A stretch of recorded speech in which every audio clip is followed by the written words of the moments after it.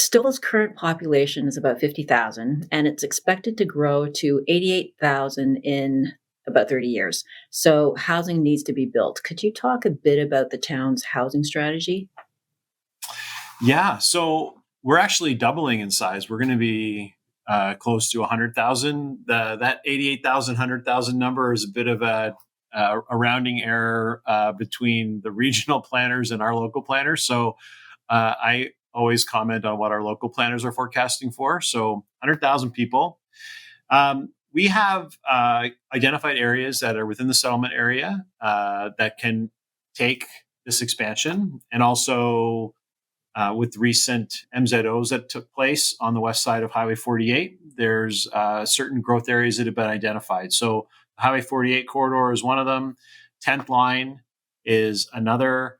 Musselman's Lake is also another one that will capture that growth over the next 30 years. And so, we have to phase that growth. We can't just obviously build homes for 50,000 more people in the next 10 years.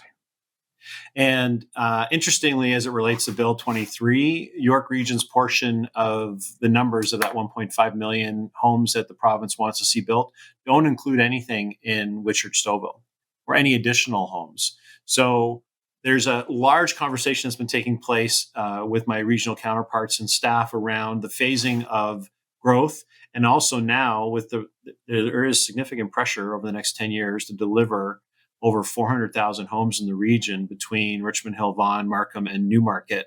There has to be a phasing of infrastructure because there's not enough infrastructure in the ground at this time to accommodate that growth.